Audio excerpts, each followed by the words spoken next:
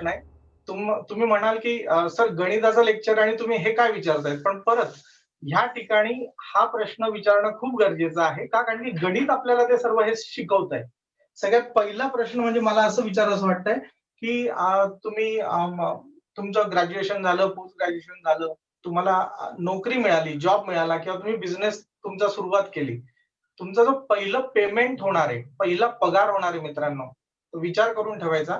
पहिल्या पगारात आपण म्हणजे प्रत्येकाची एक अशी ड्रीम कार असते. तर पहिल्या पगारात आपण कुठली कार घेणार आहोत आणि एका क्षणामध्ये तुम्हाला ते उत्तर मिळालं असेल. फक्त ते मला आता सांगू नका. मला जाताना सांगा. आपण त्याच्यावर 1-2 मिनिटं बोलूयात. आणि दुसरी गोष्ट, आयुष्यामध्ये पैसा महत्वाचा आहे की आनंद महत्वाचा आहे? किंवा अजून तुम्ही तिसरा ऑप्शन काहीतरी काढू शकताय. मी हे 2 गोष्टी तुम्हाला सोपवल्यात. आपण जाता-जाता ते नक्की त्याच्यावर विवेचन करूयात. मला जे माझ्या अनुभवातनं लक्षात आलंय ते मी तुम्हाला सांगण्याचा प्रयत्न करेन. अ, दुसरी गोष्ट आता जसं मी म्हटलं तुम्हाला की इंटरॅक्टिव्ह स्वरूपाचं आपण मित्रांनो हे पूर्ण सेशन ठेवणार आहोत. तर तुमचे काही प्रश्न असतील तर ते मला नक्की आता विचारा. मी 1 मिनिटं थांबतोय आणि का? कारण की मला जे सांगायचं ते मी सांगणारच आहे. पण तुमच्या मनातले प्रश्न जर कधी आपण ते अजून मी सोडवू शकलो तर मला जास्त आनंद होणार आहे. गणिताच्या बाबतीत तुम्हाला काही प्रश्न असतील तर नक्की विचारा.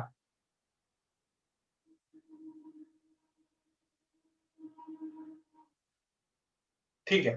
मी तुमच्याच मनातले प्रश्न की जनरल का? कारण की आता गेल्या 15, 16, 17 वर्षापासून ना विद्यार्थ्यांनो, मी तुमच्या वयामध्येच राहतोय. म्हणजे माझं वय जरी आता आपण म्हणू की फिजिकली मी वयाने वाढतोय, पण मनाने माझं वय 15, 16, 17 आणि 18च आहे. का? कारण की स्टेप बाय स्टेप आपण म्हणूयात की पहिले बाबांची पिढी वेगळी होती, मग मुलांची पिढी वेगळी, आता त्याच्या पुढची पिढी वेगळी. पण मी आता सांगतोय की ह्या नेटवर्क किंवा कनेक्टिव्हिटीच्या जगामध्ये ना ही पिढी ना एकेका वर्षात बदलते. म्हणजे 2017ला जे पास आउट झाले होते विद्यार्थी, त्याच्यानंतर 2018च्या विद्यार्थ्यांची सायकॉलॉजी नक्कीच वेगळी आहे. सुरुवात करण्या अगोदर ना थोडासा एक नेहमी आपली प्रबोधिनीचीच घोषणा आहे. बऱ्याच विद्यार्थ्यांना माहिती असेल तर शिक्षक आहे, मी खडू-फळा घेऊनच थांबलेलो आहे. तुम्ही ही घोषणा आपण देऊयात. मी काही म्हणणार, तुम्ही फक्त हू, हा, हू, हा म्हणायचंय आणि मग आपण एक पटकन आपल्या विषयाला सुरुवात करू. ठीक आहे? सगळ्यांना कळलंय? सगळ्यांनी 2 मिनिटासाठी अनम्यूट व्हायचं आणि हू, हा, हू, हा हो करायचं. सर. मी विचारतो, आता मी म्हणणार आहे, आई अंबे, अंबे भवानी आई. दुर्गे भवानी आई. शिव शंभो शंभो शिवाजी राजे. भारत माता की जय. जय माता की जय जय अंबे माता की जय जय उस्मानाबाद कराची पर्यंत ऐकायला जायला हवं, इतक्या जोरात बोलायचंय. भारत माता की जय जय. थँक्यू. ठीक आहे. परत सगळ्यांनी अनम्यूट करा आणि तुमचा व्हिडिओ ऑफ करा. मला फक्त तुम्हाला सगळ्यात महत्वाचं म्हणजे मित्रांनो, बघा गणित आपल्या विषयामध्ये कसा चेंज करतो हे मी तुम्हाला एक रिलेट करून सांगतोय. फॉर एक्झाम्पल आपल्या वर्गामध्ये टीचर आपल्याला काही गणित देतात, आपल्याला काही शिकवलेलं असतं. तर आपण म्हणूयात की मी ते एक्झाम्पल सांगितलं तर तुम्ही आता एक वर्गात बघा की तुमच्या वर्गामध्ये ना 10, 8, 9 वृत्तीचे विद्यार्थी असतात. काही विद्यार्थी असतात खूप शांत असतात. काही विद्यार्थी असतात ते त्यांना एक समजतं आणि समजल्यानंतर आपण म्हणतो ना पटकन एक एनर्जी कॅप्सूल घेतल्यासारखं, बोर्नव्हिटा घेतल्यासारखं त्यांच्यामध्ये एकदम अशी शक्ती संचारते. येस सर आम्हाला हे समजतंय, ताई आम्हाला हे सगळं समजतंय. ठीक आहे. तर समजतंय म्हणजे मी म्हणतोय की त्यांची एक्साइटमेंट तयार झाली. ठीक आहे ना, एक्साइटमेंट आलीये.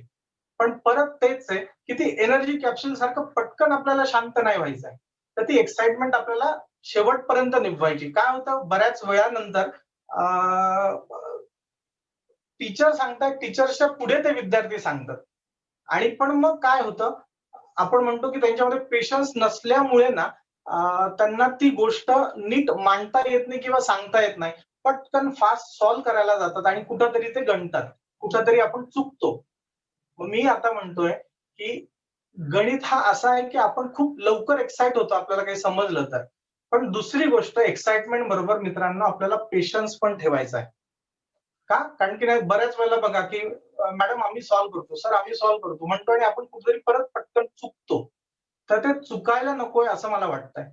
त्याच्यानंतर मी एखादी स्टेप सांगत असणार तोपर्यंत समोरचा विद्यार्थी सर मी सांगू का आणि पटकन तो काहीतरी सांगतो आणि परत चुकतो. तर मला हे म्हणायचंय की आपण पेशन्सने पहिले अगोदर त्याला ऍक्सेप्ट करा, छान पद्धतीने गणित समजावून घ्या आणि मग त्याला इम्प्लिमेंट करा. दुसरी वृत्ती अशी असते की आता मी एक एक्झाम्पल सांगितलं आणि लगेच मी एक होमवर्क दिला. तर मित्रांनो कधीही हे लक्षात घ्या, writing practice is very important. म्हणजे मी तर म्हणतो या भगवंताच्या जागी रायटिंग प्रॅक्टिस. श्री गणेशाय लिहिण्याच्या ऐवजी तुम्ही गणिताच्या वहीमध्ये रायटिंग प्रॅक्टिस आणि त्याला हे अशा पद्धतीने हे करा. का? कारण की हाच तुमचा गणितातला भगवंत आहे. म्हणजे मी आता बोलता बोलता हे सांगतोच आहे. पण 10वी पर्यंत ना मित्रांनो मी सुद्धा 10वी पर्यंत मला 80% होते. आणि आजचे 80%, आजचे 90-95% म्हणजे त्यावेळेचे आमचे 80% असं आपण म्हणूयात. तर मी हुशारच होतो. पण 11वी-12वीला ना परत तेच आपण म्हणतो की मोहात पाडणाऱ्या स्वप्नातील कळ्यांना आपण उमलू द्यायचं नसतं. म्हणजे बरेचसे स्लिपरी पाथ असतात, की म्हणजे आपण एक लक्षात घ्या, आपल्याला जायचं असतं इथे. पण आपण असं जात असताना ना आपण कुठेतरी असा रस्ता भरकटत जातो आणि आपल्याला काय वाटतं की नाही हा रस्ता आपण नंतर जाऊन इथं मिळतोय. पण ऍक्च्युअल ना मित्रांनो इथं डेड एंड असतो. इथं आपल्याला पुढे जाता येत नाही. पण त्यावेळेला आपल्याला वाटतं की नाही मीच बरोबर आहे. आई बाबा सांगतायत ते चुकीचं आहे.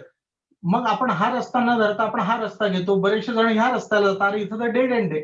परत आपण मागे येतो पण तोपर्यंत बाकीचे विद्यार्थी मित्र आपले पुढे गेलेले असतात. तर अशाच पद्धतीने मी माझे काहीतरी ट्रायल अँड एरर केलेत 11वी-12वीत असताना आणि 80% असलेला विद्यार्थी मित्रांनो म्हणजे मला 12वीला होते फक्त 55%, 55%. ठीक आहे. तर मला हे म्हणायचं त्याच्यामुळे काय झालं, एक माझ्या मनात ना एक भीती बसली, की अरे हे गणित एवढं सोपं नाहीये बरं का, जेवढं मला वाटतंय. पण परत ते वय असं असतं, की नाही होऊन जाईल काहीतरी करूयात आपण. मग बाबांनी माझ्या पुण्यात मला ऍडमिशन घेतली. MIT कॉलेज मेकॅनिकल माझी ब्रांच होती. पण एक लक्षात घ्या, पण त्या ठिकाणी पण ना मी माझ्या पद्धतीने एक लक्षात घ्या, मला मेरिटवर ऍडमिशन नाही मिळाली. माझ्या घरच्यांनी मला पेमेंट सीटवर तिथे ऍडमिशन घेतलं होतं. म्हणजे आपण म्हणूयात की एक वेगळ्या प्रकारचा वशिला लावून पैसे एक्स्ट्रा देऊन माझी तिथे ऍडमिशन झाली होती. पण काय झालं, शेवटी माझा पाया हा त्या बाबतीतला कच्चा राहिला होता मॅथमॅटिक्स मधला. आणि मला जेवढं ज्या ताकदीने मला मांडायला पाहिजे होतं, अभ्यास करायला पाहिजे होता, तो माझ्याकडनं झाला नाही. मग नक्की काय पहिलं फर्स्ट इयरचा पेपर आला. मी खूप अभ्यास केला, खूप अभ्यास केला. एवढा अभ्यास केला, की मी नापास झालो. मग नंतर परत सेकंड अटेम्प्ट घेतला. सेकंड अटेम्प्टला पण नाही म्हटलं आता नीट अभ्यास करायचा. सेकंड अटेम्प्टला पण प्रचंड अभ्यास केला. एवढा अभ्यास केला, दिवस-रात्र एक केला. आणि रिझल्ट आला आणि मी परत नापास झालो. परत मी सगळ्या मित्रांना सांगतो, की ह्या सगळ्या गोष्टींना तुम्ही पॉझिटिव्हली घ्या. ठीक आहे. तिसऱ्यांदा अभ्यास केला, चौथ्यांदा 4 वेळा मी तो विषय दिला आणि मी परत नापास झालो. मग शेवटी मित्रांनो खोटं नाही, मला एवढी भीती बसली होती गणिताची, की आपण म्हणूयात, की मी ॲट द एज ऑफ 18-19 19 वर्षाचा असताना मी रस्ता सुद्धा क्रॉस करू नव्हतो शकत. त्यासाठी ना मला आईचा हात धरून जावं लागायचं. का? कारण की मला वाटायचं, की समोरून एक लहान मुलगा सायकल चालवत येतोय, पण तो सुद्धा जिंकणार, तो मला ठोकणार, मला मारणार, मला लागेल, असं मला काहीतरी ती वेगळी भीती किंवा फोबिया मॅथ्समुळे माझं आयुष्य किती बदललं होतं हे लक्षात घ्या. इतका मी प्रचंड टेन्स मध्ये होतो, की नको बाबा. आणि मी विद्यार्थी असताना आपल्याला असं स्वप्न पडतात त्यावेळेला, की नाही माझं लग्न झाल्यानंतर मला जे माझी मुलं होतील, बाळ होतील, तर त्यांना सुद्धा मी मॅथमॅटिक्स करू देणार नाही. इतका मी प्रचंड घाबरलो होतो मॅथमॅटिक्सला.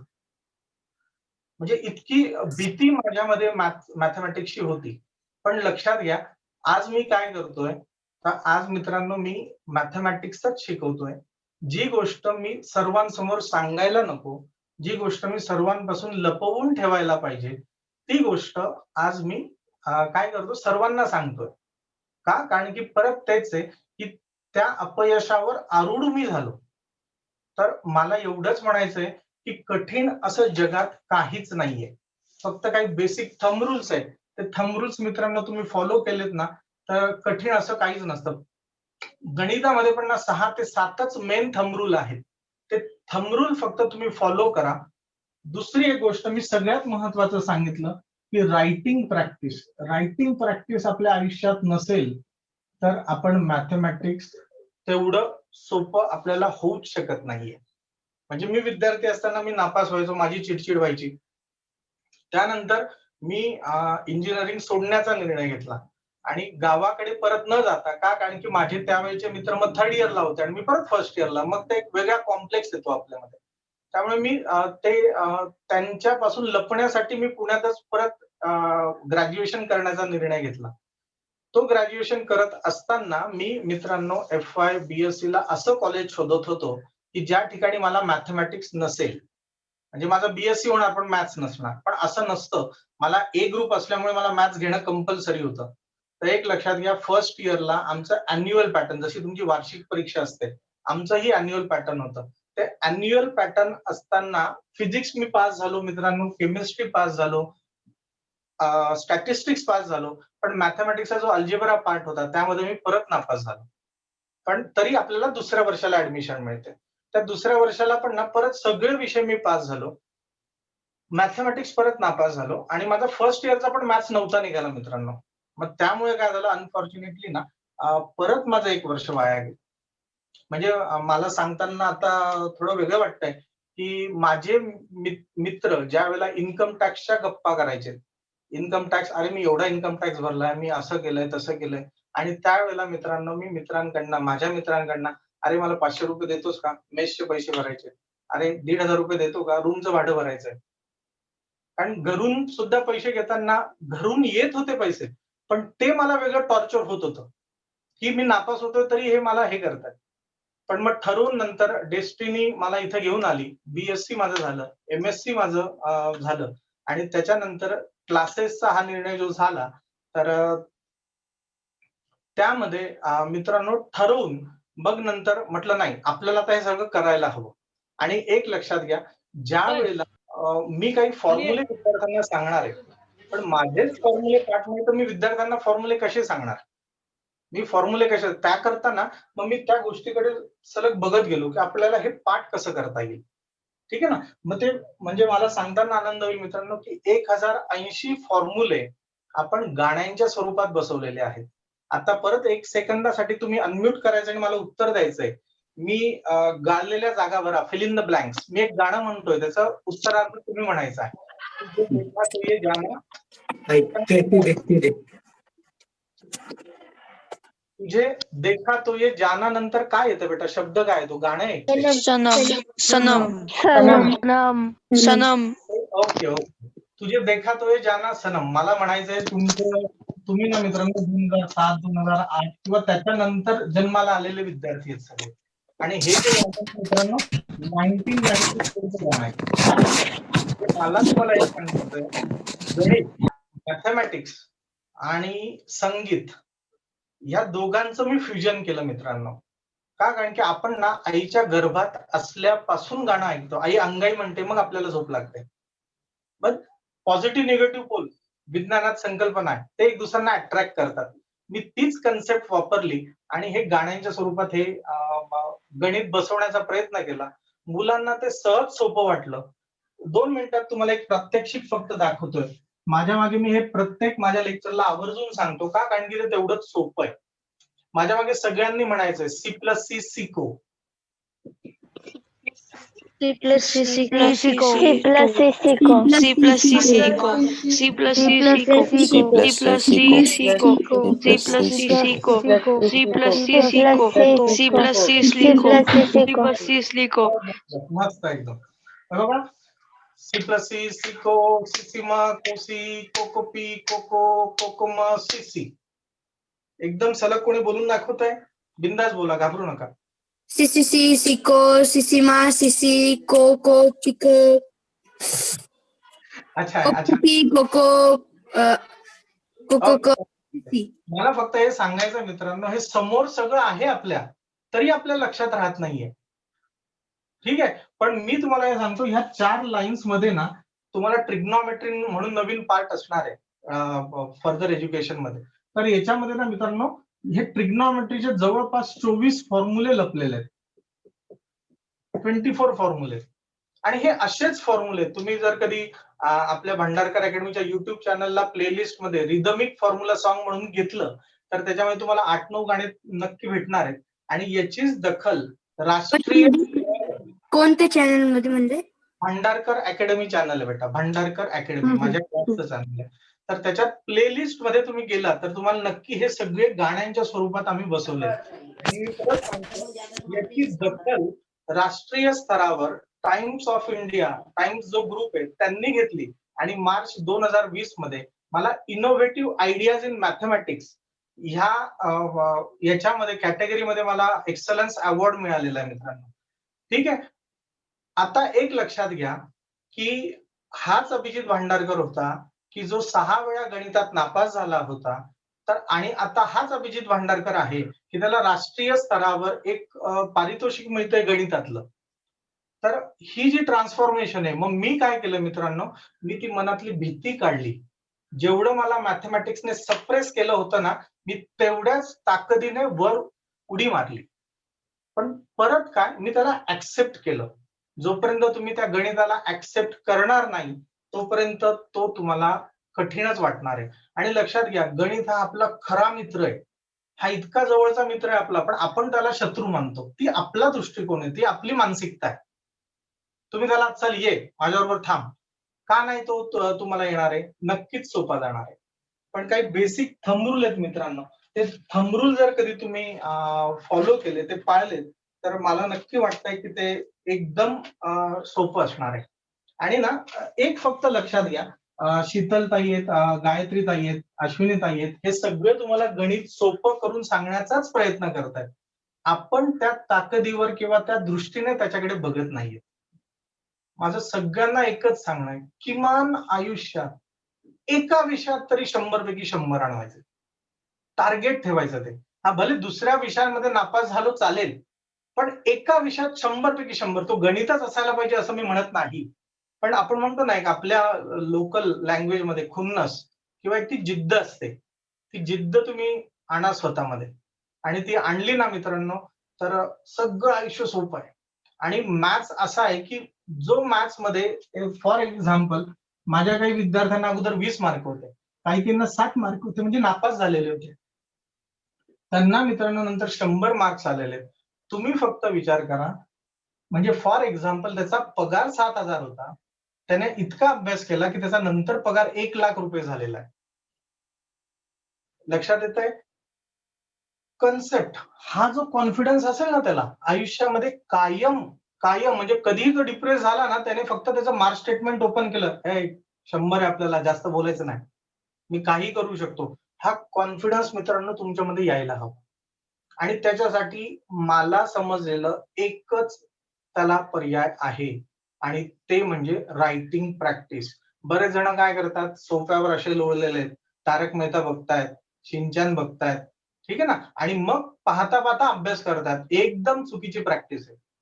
गणित हा विषय लिहूनच होतो, रायटिंग प्रॅक्टिसला पर्याय नाही. आणि हे कोण सांगतंय? जो अगोदर 6 वेळा नापास झाला होता, पण आता तोच हे असे काही विद्यार्थी तयार करतोय.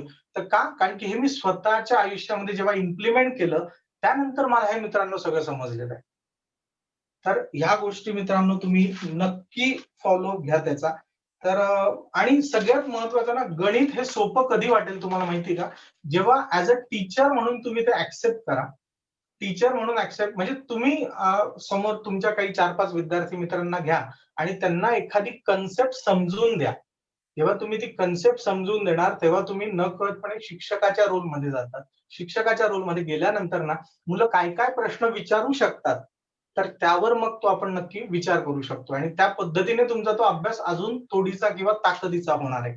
पण जोपर्यंत तुम्ही ते करत नाही, तोपर्यंत तुम्हाला ते लक्षात येणार नाही. ठीक आहे? मॅथ्स समजत नाही असं म्हणून चालणार नाही. हे बघा, लॉकडाऊन मध्ये बरेच जण पोळ्या कशा करायच्या ते शिकले असतील, पण होळी आईने केलेली बघितलं आणि डायरेक्ट केलं असं होतं का? नाही. तुम्हाला 3-4 वेळा ट्रायल अँड एरर करावेच लागतात. बरेच जण म्हणतात मॅथ्स मध्ये लवकर कॉन्फिडन्स येण्यासाठी मित्रांनो फॉर्म्युले पाठ होणं महत्वाचं आहे. एकदा फॉर्म्युले पाठ असले की सगळं सोपं आहे. बऱ्याच जणांना फॉर्म्युले पाठ करणं वगैरे आवडत नाही, पण परत तेच आहे की माउंट एव्हरेस्टला मित्रांनो तुम्हाला जायचंय ना, तर त्याकरता कळसुबाई किंवा सिंहगडना 5-10 वेळा दररोजचं करायलाच पाहिजे. त्यावेळेला तुम्ही माउंट एव्हरेस्टचे स्वप्न बघू शकता. त्यामुळे फॉर्म्युले पाठ करणं ही मधली स्टेप आहे. पाढे पाठ करणं ही मधली स्टेप आहे. तर त्याला तुम्ही डिनाय करून नक्कीच चालणार नाही मला असं वाटतं. आणि मॅथ्स ना मित्रांनो आपल्याला रियालिटी म्हणजे ग्राउंडवर राहण्याला शिकवतो. मी आता त्या प्रश्नावर येतो. दादा किंवा ताई मला ना एक 5 मिनिटं राहिलेले असताना नक्की आठवण द्या प्लीज. मला तुम्हाला हे प्रश्न आता एक प्रश्न विचारला होता की मी तुमची पहिल्या पगारातली तुमची ड्रीम कार कुठली असणार मित्रांनो? कोणी मला सांगताय? 10वीच्या विद्यार्थ्यांनी जास्त करून बोलायचंय. ड्रीम कुठली? मी सांगू का? हा बोला बेटा. Innova Crysta. Innova Crysta. Okay. अजून? मर्सिडीज. ओ. दादा माझी MG Hector plus. Okay. Mercedes Rolls Royce. 40 लाखाचं घेऊया. लेटेस्ट कार तेव्हाची. Bugatti Veyron. Okay okay. हे तर ओके ओके. स्वप्न बघायला आपल्याला पैसे लागत नाही. नक्की बघायला पाहिजे. पण मित्रांनो मला परत हे सांगायचं आहे की ग्राउंड रियालिटीवर या. मी तुम्हाला प्रश्न विचारला होता, पहिल्या पगारात तुम्ही कुठली गाडी घेणार? तर पहिला पगार नक्कीच तुम्हाला असं नाहीये म्हणजे तुम्हाला मग डायरेक्ट गुगलचं सीईओ व्हावं लागेल. पहिला पगार तुमचा मित्रांनो लाखांमध्ये असणार आहे आणि तोही 1 लाख मॅक्सिमम आपण म्हणूयात. ही दिस इज द ग्राउंड रियालिटी. 100तनं एखादा असा असणार आहे की त्याचा स्टार्टिंगच 10 लाख पर मंथ आहे, पण असं खूप कमी याच्यात आहे. पहिली तुम्ही कार कुठली घेऊ शकताय? तर पहिली कार सुझुकीची घेऊ शकताय किंवा i10 घेऊ शकताय आणि नंतर step by step this is the ground reality. आणि मग तुम्ही ते हे स्वप्न बघायला अडचण नाहीये, पण ही तुमची 6वी किंवा 7वी कार असणार आहे आयुष्यामधली. येतंय? मटेरियलिस्टिक जीवन नको सर असं नसतं. हे गरजेचंच आहे असं मला वाटतंय, पण परत आपण ग्राउंड रियालिटीत यायला पाहिजे. तुम्हाला जर कधी 2 लाख पगार असेल तरी सुझुकीची कमीत कमी बेसिक व्हर्जन 4.5 लाखापासून सुरू होत आहे. तर तुम्हाला तर आपण म्हणत लोन तर घ्यावंच लागणार आहे. मॅथमॅटिक्स ना तुम्हाला रियालिटी ग्राउंडला राहण्याला चिकटून थांबण्याचं तुम्हाला एक हे देत आहे, समज देत आहे. तर ती मित्रांनो ओळखून घ्या तुम्ही. ठीक आहे. आणि दुसरा एक जनरल प्रश्न आहे. आपण एक मित्रासारखं बोलतोय की दुसरा प्रश्न माझा असा होता की आयुष्यामध्ये मित्रांनो तुम्हाला पैसा महत्वाचा वाटतोय की आनंद किंवा अजून तिसरा कुठला तरी पर्याय असू शकतो? सर सांगू? हा बोल होता. तुम्ही जे दिलेत ना पैसा की आनंद, तर मला तिसरी गोष्ट वाटते ते म्हणजे मित्र. ओके छान. नाव काय? श्लोक देशपांडे. श्लोक अभिनंदन तुझं. खूप प्युअर विचार आहेत तुझे. पण आता पैसा आणि आनंद किंवा यांचाच आपण विचार केला तर बरेच जण म्हणणार आहेत की नाही सर पैसा खूप महत्वाचा आहे. बरेच जण म्हणणार आहेत की आनंद खूप महत्वाचा आहे. तर मी असं न म्हणता मी असं म्हणेल की पैसा आणि आनंद हे दोन्ही महत्वाचे. पण मग आता सर पहिले पैसा आनंद होतो. तर मला सांगायला आवडेल की मित्रांनो एखादी गोष्ट आता फॉर एक्झाम्पल मी माझं एक्झाम्पल घेतो. गणित शपथ एकदम बघा खरंच शपथ घेतोय मला खूप आवडतं अशातली गोष्ट नाही. गणित आवडतंय का? नाही. पण परत तेच आहे की गणित मला शिकवताना आनंदही मिळतोय आणि तो आनंद मला पैसाही देतोय. सगळ्यात अगोदर म्हणजे मला पैसा मिळतोय तर पैसा मिळाल्यामुळे मला तो आनंदही यायला लागला. असं बरेच जण आहे की नाही मला खूप जे आनंदाचं वाटेल तेच मला चरितार्थ करायचंय पण त्यातनं पैसा येईलच असं नाहीये. त्यामुळे मित्रांनो तुम्ही ह्या गोष्टीकडेही नीट लक्ष द्या. ठीक आहे. तिसरी गोष्ट डॉक्टर बाबासाहेब आंबेडकरांनी सांगितली होती की तुमची आणि माझ्यामध्ये हाच मेन अवगुण आहे की आपण काय करतो भारतीय मानसिकता 99% आपण मेंटली विचार करतो, म्हणजे मनाने विचार करतो, आणि 1% फक्त आपण डोक्याने विचार करतो. आणि हे एकदम चुकीची कन्सेप्ट आहे अशी मला वाटते. का? कारण की मी हे स्वतः माझ्या आयुष्यामध्ये किंवा जेवढे काही तुम्हाला वाटतंय की यांनी छान प्रथित यश कमवलंय, तर प्रत्येकाने याच्या रिव्हर्स मित्रांनो केलेलं आहे. 1% ते इमोशनली बिहेव करतायत आणि ती 99% ते डोक्याने सगळा विचार करतायत. तुम्ही ना माझ्या 7वी 8वी 9वी 10वीच्या विद्यार्थ्यांनी हा विचार करायचा. सर फॉर एक्झाम्पल म्हणजे कसं नक्की? तर ह्या 1% ना आपले आई बाबा, आपले खूप जवळचे मित्र यांनाच तुम्ही स्थान द्यायचंय. आपण काय करतो 99% मध्ये सर्वांना स्थान देतो आणि त्यामुळे काय होतं, आपण आपल्या करिअरच्या पाथ पासून अजून दूर जातो. म्हणजे अरे बापरे, माझा मित्र तो जरा डिप्रेस आहे, त्यामुळे नको, आज ट्युशनला नाही गेलं तरी चालेल, आज शाळा बंक केली तरी चालेल, पण आपण त्याला आधार देऊयात. एक लक्षात घ्या, तुम्ही त्याला त्या क्षणाला तुम्ही शाळा करून जा ना त्याच्याकडे. दिस इज द डोक्यालिटी. हे तुम्ही डोक्याने विचार करून निर्णय घेतलेला आहे. तुम्ही नाहीच गेला तर त्याचं खूप नुकसान होणार आहे, अशातली गोष्ट नाहीये. पण हे तुम्ही ऍक्सेप्ट करायला शिकायला पाहिजे. आणि हे तेच आहे की आपण जसा विचार करतो ना मित्रांनो, ती हळूहळू सवय जी असते, आपला स्वभाव बनतं. सकाळी उठणं बघा, सकाळी उठणं हा आपला स्वभाव बनलाय. ठीक आहे, मग तो स्वभाव आपल्याला एक तर असा घेऊन जातो किंवा खाली घेऊन जातो. तर ह्या गोष्टी फक्त तुम्ही मित्रांनो याचा विचार करायचा आहे आणि याला नक्की ह्या गोष्टींना तुम्ही फॉलो करायचंय. ठीक आहे, गणित कठीण आहे, तर परत तेच की ह्या ठिकाणी तुम्ही काही ना काही त्यातले शॉर्टकट्स शोधा. आणि जोपर्यंत आपण त्याकडे बघत नाही ना, बेसिक थंब रूल फक्त मी तुम्हाला सांगतोय, -AB = C आहे. हे 6वी 7वीच्या मुलांना नाही माहिती. तर बी ची व्हॅल्यू काय असणार आहे? मी तुम्हाला 3 ऑप्शन देतो, 1 2 3 4. हे बेसिक थंब रूल आपल्याला माहिती पाहिजे. C = C/-A, B = C/+A, B = C+A, आणि चौथा आहे I don't know.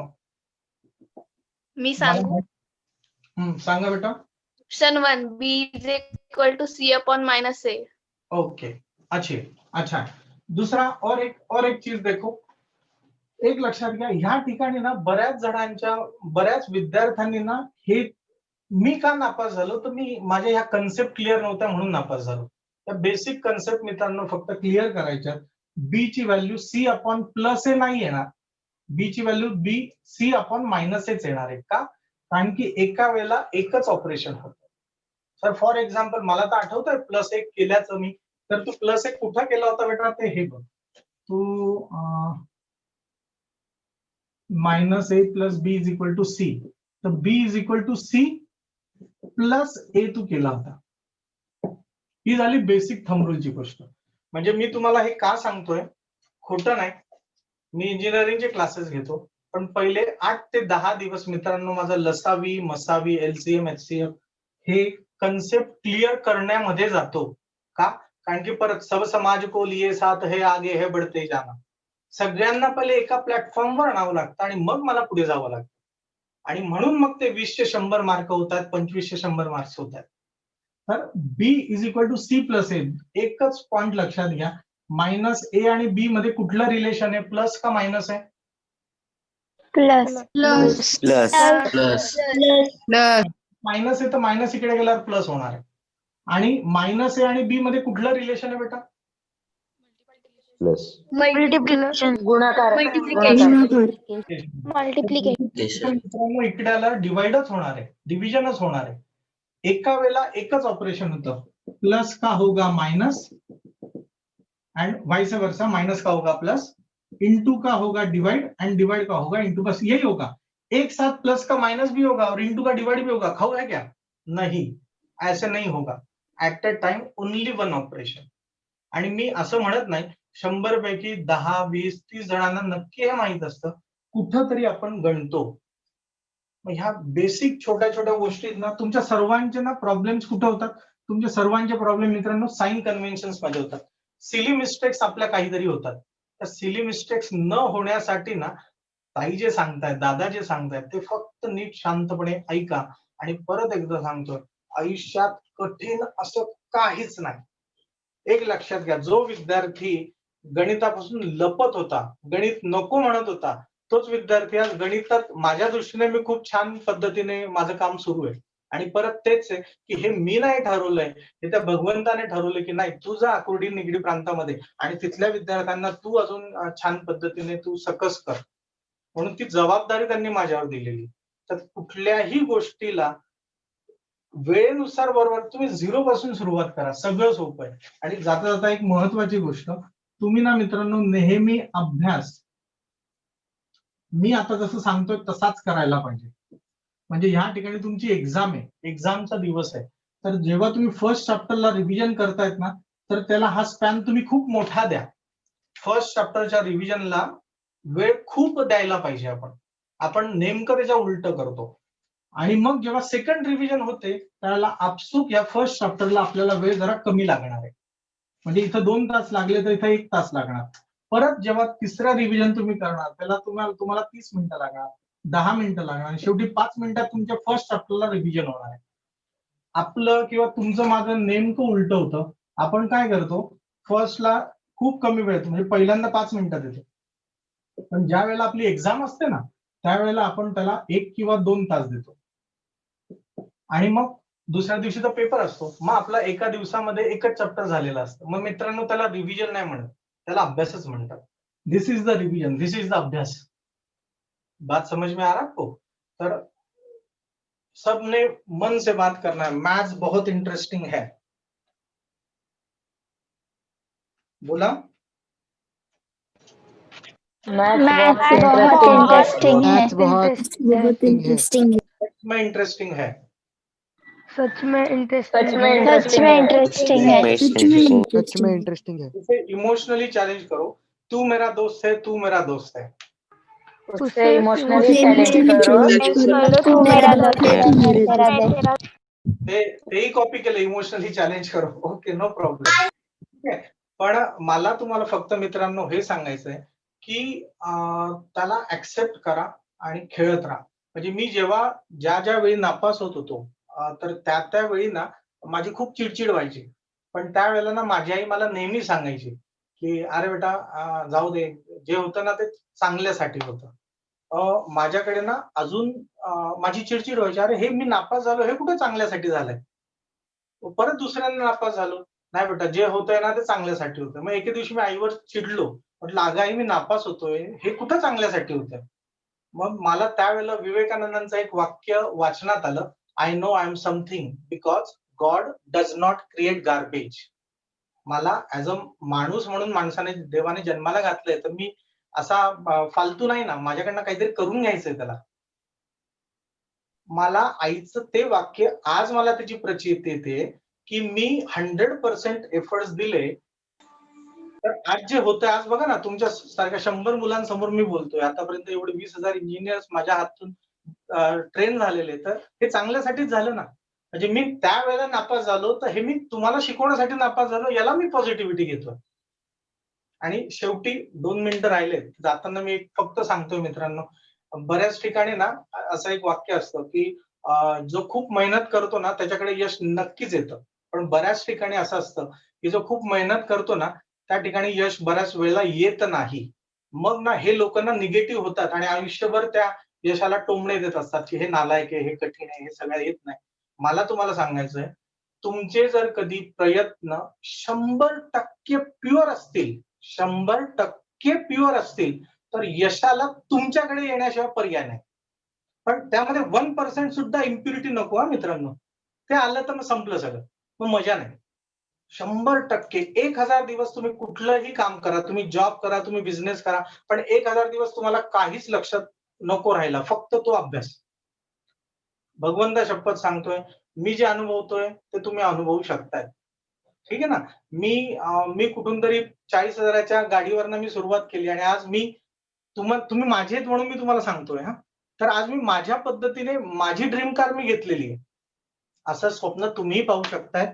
Wish you all the best. नंतर काही वाटलं ताईंकडनं माझा नंबर घ्या, कधीही मला भेटायला या. आपली लायब्ररी आहे पूर्णानंद ग्रंथालय विवेकानंद केंद्राची, तर ते सुद्धा नक्की बघायला या, मला आवडेल. ठीक आहे, धन्यवाद. ही वन डे ऍक्टिव्हिटी नाहीये की 40 मिनिटं बोललेलो आहेत आणि आता आजपासून मी रामानुजन झालो किंवा आजपासून मी आर्यभट्ट झालो, असं होणार नाहीये. त्यासाठीचे प्रॅक्टिस, त्यासाठीचे परिश्रम आपल्याला करायचेच आहेत. ते फक्त स्मार्टली कसे करायचे हे दादांनी आपल्याला काही एक्झाम्पल्स मधनं खूप चांगल्या पद्धतीने समजावून सांगितलेलं आहे. आणि अजून एक मला ते छान आवडलं की गणिताचा व्यवहारात उपयोग काय होतो बाबा. तर गणित आपल्याला जमिनीवर राहायला शिकवतं. गणित आपल्याला नॉर्मल कसं राहायचं, नॉर्मल कसं जगायचं हे शिकवतं. आणि हे आज आपण दादाकडनं समजून घेतलेलं आहे. खरं तर प्रत्यक्ष असतो तर अजून अर्धा पाऊण तासाचं सत्र नक्की चाललं असतं, अजून वाढवता ते आलं असतं. पण वेळेची मर्यादा आहे आणि सध्या जे आपल्याकडे तंत्रज्ञान आहे त्याची पण आपण थोडी ती मर्यादा आहे असं समजूयात. आणि अभिजित दादा खरं हक्काचे आहेत. कन्याकुमारीच्या सायकल सहलीच्या वेळी माझी आणि दादाची ओळख झालेली आहे आणि आता मागचे 3-4 वर्ष झाले वेगवेगळ्या कारणानिमित्त संपर्क होत असतो. सो त्यांचे आभार नाही मानणार, पण त्यांनी कायम गुरुकुलात येत राहावं, आमच्या मुलांशी गप्पा मारायला यावं, वेगवेगळे विषय गणिताच्या संदर्भाने शिकवायला यावं असं दादांना सांगून ठेवतो. आणि आज मुलांशी संवाद साधण्याबद्दल होकार दिला त्याबद्दल आनंद व्यक्त करतो आणि थांबतो. धन्यवाद. थँक्यू.